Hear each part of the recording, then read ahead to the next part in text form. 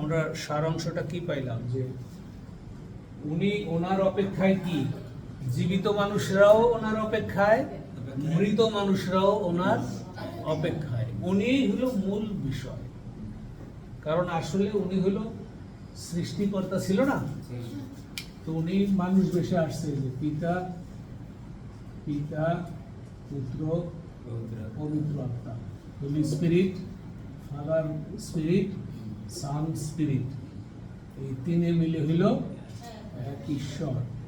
এখন এই যে এই সন যেটা পুত্র, মানে পুত্র ঈশ্বর, মানে কি ঈশ্বর মানুষ বেশে আসছে, তাই বলা হচ্ছে পুত্র ঈশ্বর। আসছে কিসের জন্য? বলি হবার জন্য, যে পবিত্র রক্তের বলি। আমরা যখন পাঠা বলি দেই, গরু বলি দেই, কেউ মুরগি বলি দেয়, কিন্তু আসলে ওই বলি মানে হলো রক্ত লাগবে, বিশুদ্ধ পবিত্র রক্ত লাগবে পাপ হওয়ার জন্য। এখন যিশুর এই জন্য জন্ম হয়েছে অলৌকিক জন্ম, মানুষের দ্বারা জন্ম হয় না। গাব্রিয়েল দূত এসে খবর দিছে মরিয়মকে, মরিয়ম তোমার গর্ভে পুত্র হবে। মরিয়ম বলছে আমি তো বিয়ে করিনি, আমার সাথে তো আমি তো কোনো পুরুষের সাথে ঘুমাই নাই, তাহলে কেমনে হবে? বলছে না না না না, এটা পবিত্র আত্মা ঈশ্বর করবে, তোমার এইটার চিন্তা করতে হবে না। এই জন্য সে পবিত্র ভাবে যিশু আসছে, যেন তার রক্ত কোনোভাবেই দূষিত না হয়। আর এই পবিত্র রক্ত দিয়ে ওনার এই আমাদের পাপ মোচন হয়ে গেছে। যখনই যিশু ক্রুশে মারা গিয়া, তারপরে উনি মারা গেছে, তারপরে কবর দিছে না, কবরের ভিতরে ছিল 3 দিন 3 রাত, 3 দিন 3 রাত,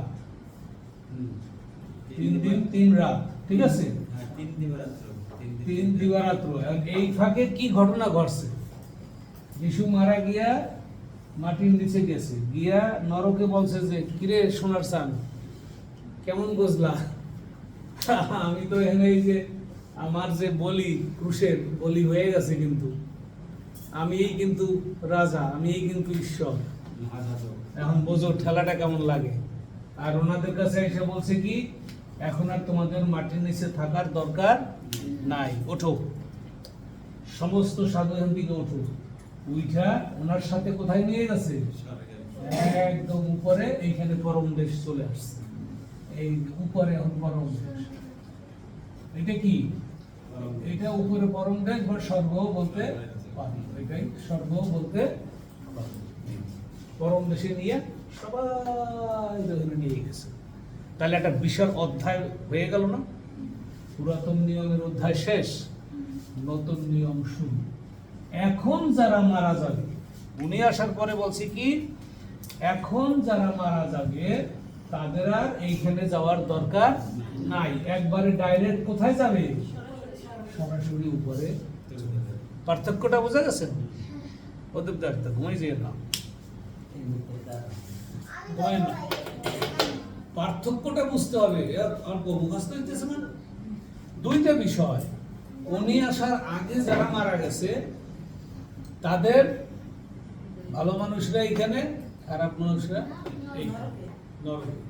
কিন্তু এখন উনি মারা গিয়ে যখন জীবিত হয়েছে, তখন ওদের সবাই উপরে নিয়ে গেছে, কিন্তু ওদেরকে কিন্তু নেয় না, নিচে নেয় না। এটা বুঝতে হবে। দুষ্ট লোকরা সেই নরকেই রয়ে গেছে। আর ঈশ্বর করছে কি, মাটির নিচ থেকে সমস্ত নিচেই রয়ে গেছে, নিচে নরক আর উঠতে পারতেছে না।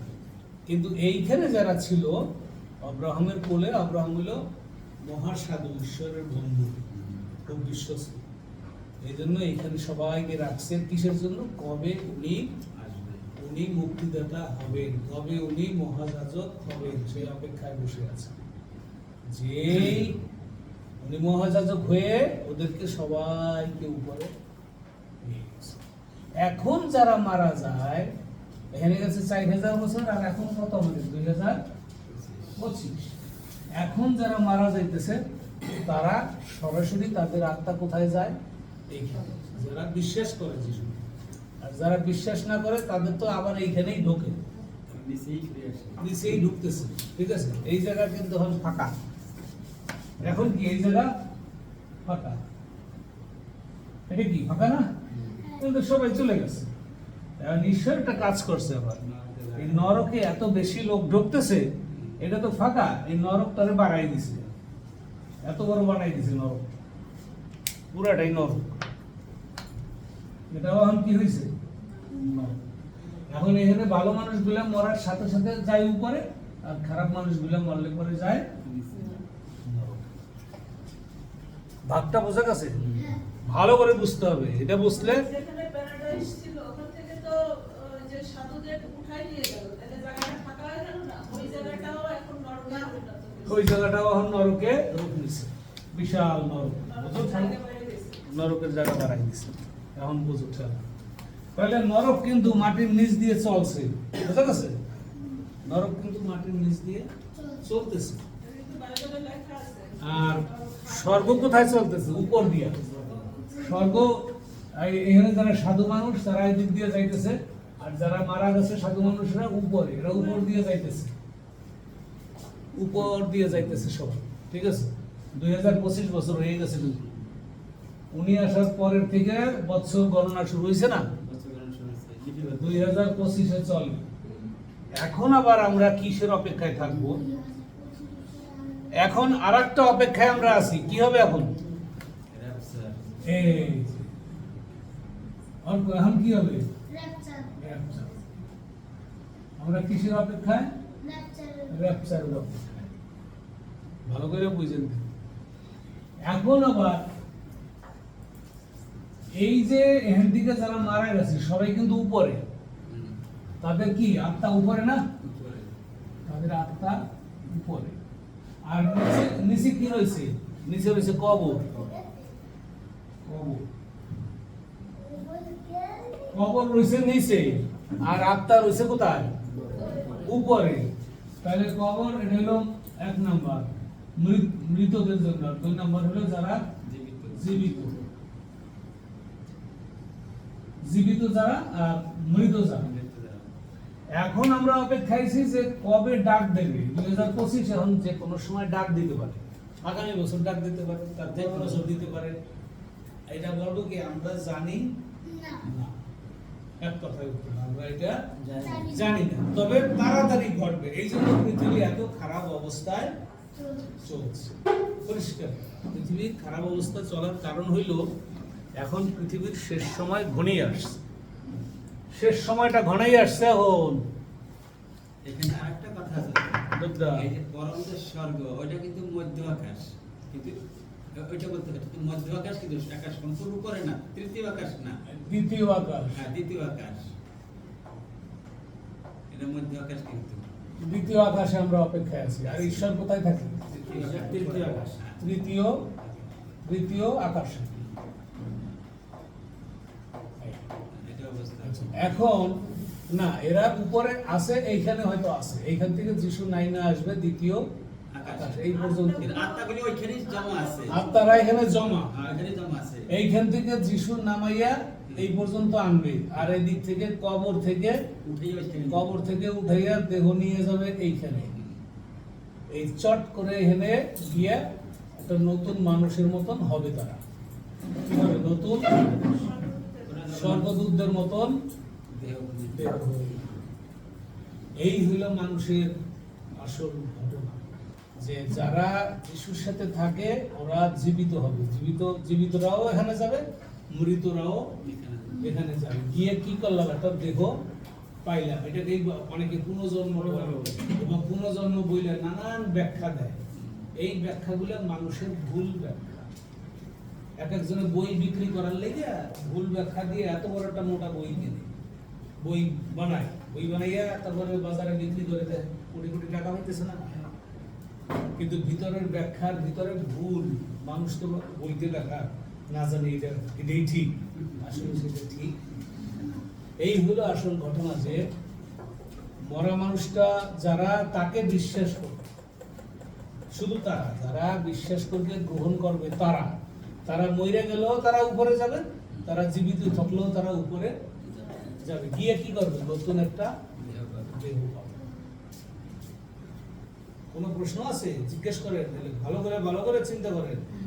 আমি কিন্তু খুব সংক্ষেপে, একদম সংক্ষেপে বলার চেষ্টা করছি। তাহলে উপরে গিয়ে নতুন দেহ পাইয়া আমরা আকাশেই থাকবো, ঠিক আছে? এখন যেদিন র্যাপচার হবে, মাথার একটু কথা বলে দেন। কোনটা? যেমন এইখানে আছে যে যখন একবার দেবার পথে যে কোনো লোক এখানে পড়তে পারে, কারণ এখানে কোনো হিন্দু ধর্ম খ্রিস্টান নাই কিন্তু না, মানুষ তো মানুষ, মানুষ তো মানুষ। এক নাম্বার হলো হ্যাঁ যে গ্রহণ এবং বিশ্বাস। হ্যাঁ গ্রহণ ও বিশ্বাস, এই দুইটা জিনিস, যে যিশুকে গ্রহণ করবে এবং বিশ্বাস করবে সে কোথায় যাবে? পরে চলে যাবে। এখানে যে কোনো লোক হতে পারে, যে কোনো টাকা লাগলো না, পয়সা লাগলো না, কোনো কিছুর বালাই নেই এখানে। মানে এর থেকে আমি জানি না, এর এত সোজা, কিন্তু মানুষ এগুলো বুঝতে পারতেছে না।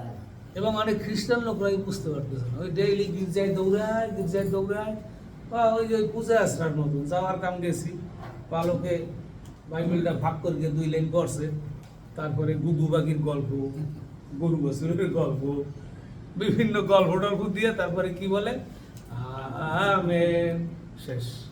শিক্ষার কোনো খবর নাই, খালি কুসংস্কারে ভরা, নিজেদের মন গড়া কথা বলতে, বাইবেলের সাথে কোনো যোগাযোগ নাই। তাহলে এখান থেকে মৃতরাও গেল, জীবিতরাও, যারা কি করছে? গ্রহণ এবং বিশ্বাস। এটা মুখস্থ করতে হবে যে যারা যিশুকে গ্রহণ ও কি বিশ্বাস করতে হবে। ওরে বাবা, এই গ্রহণ ও বিশ্বাস করলে সেই মুক্তি পেয়ে যাবে। তাই না? এখানে আপনার কেউ তার কোনো কৈফিয়ত দিতে হবে না, কোনো গল্প করে বলার দরকার নাই। আপনি হৃদয় থেকে, হ্যাঁ প্রভু, তোমার পবিত্র রক্ত দিয়ে আমার পাপ ধৌত করেছো, আমি বিশ্বাস করি, আমি তোমাকে আমার হৃদয়ে গ্রহণ করলাম, তুমি আমার হৃদয়ে থাকো, যতদিন আমি বেঁচে থাকবো আমাকে ভালো রাখো, শেষ। এই হলো প্রার্থনা, ছোট্ট প্রার্থনা। খাওয়া পড়া কাজ করতে হবে, কাজ না করলে আহার যোগ্য। এখন আমি যদি কষ্টে মারা যাই, অসুখে পড়ে মারা যাই, বা যুদ্ধ লাগলো, গুলিতে মারা যাই, আমার কোনো সমস্যা নাই, যেভাবেই মারা যায় কোনো সমস্যা নাই। খাবার নাই, না খাইয়েই মরে গেল, সমস্যা কি, মরলাম। কিন্তু আমার জায়গাটা কোথায়? একদম স্বর্গীয় রাজবাড়ি। এখন এই ঘটনার পরে হবে কি? এই ঘটনার পরে কি মুখস্থ করতে হবে এগুলা? 7 বছরের কি এই যে ঘটনা ঘটে গেছে, ঘটনা ঘটলে পরে মানুষ ভয় পাবে না? যে এতগুলো লোক, এখানে বাংলাদেশে 10,000 লোক ছিল, হঠাৎ করে 1,000 লোক নাই। কারণ কি? উপরে নিয়ে গেছে জীবিত লোক 1,000 উপরে নিয়ে গেছে, 3জন যাটা মারবে, একজন নিয়ে যাবে, একজন নিয়ে যাবে, শেষ। ক্ষেত্রে কাজ করতে একজন উঠে নিয়ে যাবে। এভাবেই তো সেই র্যাপচার শুরু হয়ে যাবে। এই র্যাপচার হবে তুরির ধ্বনিতে। নাম্বার 1, সব মৃতরা কবর ফাইটে চলে আসো। যখন কবর ফাটবে তখনই তো মানুষের হার্ট ফেল হয়ে যাবে, ভয় পেয়ে যাবে। যে বাবা রে, ওই যে আমার মায়ের কবর ফাইটা চলে গেল, অমুকের কবর, আমি কবর ফাটছে, এই গল্প করতে না করতেই আবার জীবিতরাও চলে গেল। দ্বিতীয় তুরির ধ্বনি আইসো, দ্বিতীয় তুরির ধ্বনিতে গেল জীবিতরা। তাহলে প্রচুর লোক উপরে কি হলো? চলে গেল। এখন অনেক বাইরে, এখন অনেক এই যে চলে গেল। আমেরিকায় বিশ্বাসী লোকরা বেশি। এখন একটা পয়েন্ট বলে দিই, এইখানে আমেরিকার লোকরা অনেক বেশি উপরে চলে যাবে। চলে যাওয়ার পরে কি হবে? ওদের শক্তি অনেক কমে যাবে, অনেক মিলিটারি উপরে চলে যাবে, যুদ্ধের লোক কমে যাবে। তখন এই যে এইখানে যুদ্ধ হবে, এইখানে 3য় বিশ্ব যুদ্ধ, এই ঘটনার পরে তখন আমেরিকা সবাই আগে ধ্বংস, আমেরিকা দুর্বল হবে, সবাই তাকে মেরে ফেলা হবে। যে আমেরিকা দুর্বল হয়ে গেল, তখন এসে ইসরায়েলকে আক্রমণ 7 বছরের মধ্যে। এখানে আরেকটা কথা আছে, এই যে কবর ফেটে তখন ডাক যদি উঠে যাবে, এই কবর ফেটে কিন্তু একবার হয়ে গেছে, কিন্তু উঠে গেছে, কিন্তু এই যে সবাই নিয়ে গেছে না, একবার কিন্তু হয়ে গেছে অলরেডি। বিশ্বাসী, হ্যাঁ, বিশ্বাসীরা অলরেডি এখানে ছিল, কবর ফেটে চলে গেছে। এখন তো আমরা নতুন জন্য যারা আছি তাদের জন্য আমাদের হয়েছে তাদের জন্য আবার এখানে এই ব্যবস্থা, হ্যাঁ ঠিক আছে। নতুন দেহ পাবো আমরা, এই নতুন দেহ পাবো। যিশুর পুনরুত্থানের পরে পুনরুত্থানের পরে তাদেরকে নিয়ে কিছু এসেছে। করে আসার পরে এবং এই হিন্দিকা মরা মানুষ গুলা জীবিত হইয়া আবার হাঁটাহাঁটি করছে, হ্যাঁ, তাদের দেখছি। গ্রামে গেছে। অনেকে বাজে কি ব্যাপার? যে জাকব বাবু আপনি তো মরে গেছেন বহু আগে, আপনি এখানে আসলেন কিভাবে? তারা তো আশ্চর্য হয়েছে, কিন্তু কতদিন তারা ছিল আমরা জানি না। হয়তো তারা হাঁটাহাঁটি করার পরে যিশু আবার কইছে তাদেরকে নিয়ে উপরে গেছে। লেখা ছিল নাকি উপরে নেই দেখতে পারছে, অনেকে দেখতে পারছে। কিরম একটা এদের লেখা এই বাইবেল গুলো এগুলো পড়ে না কেউ, পড়ে বোঝার চেষ্টা করে। তাইলে এখন এখন পৃথিবী শেষ হবে কয় বছরে হিন্দিকা? কত বছর লাগবে শেষ হইতে হবে? এখানে 7 বছর যাবে না, যতক্ষণ আর এই যে এখানে আইসা দুইটা ভাগে ভাগ, 7 বছর, এখানে 3.5, এখানে 7। তারপরে পৃথিবী শেষ। পৃথিবী শেষ হয়ে যাবে কোথায়? আমরা কই যাব?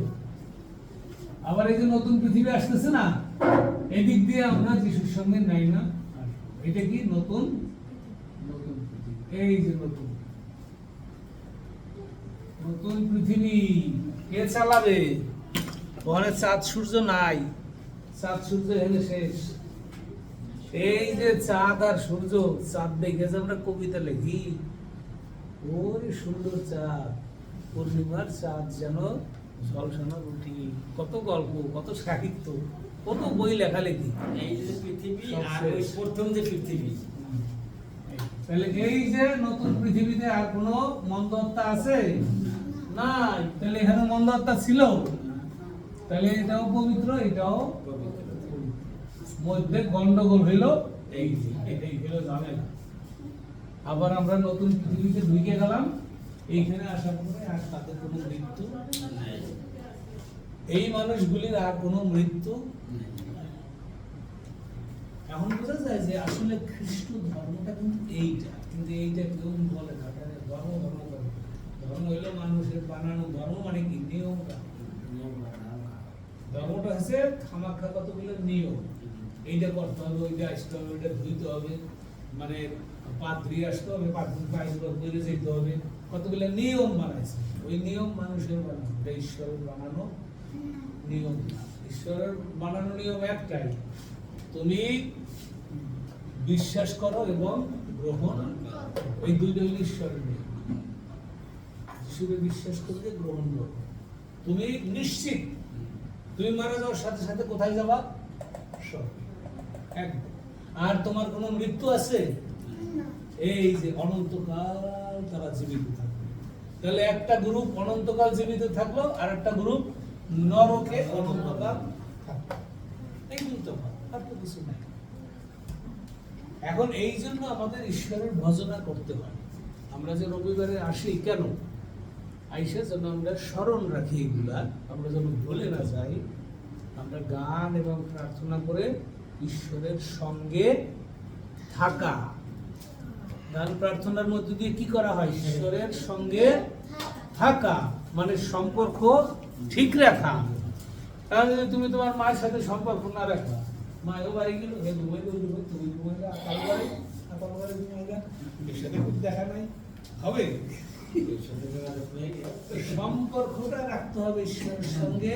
কিভাবে? প্রার্থনা, গান প্রার্থনার মধ্য দিয়ে ঈশ্বরের সাথে সবসময় যোগাযোগ, কারণ উনি আমাকে উপরে উঠাইয়া নেবেন। আমরা এখন সেই অপেক্ষায় আছি।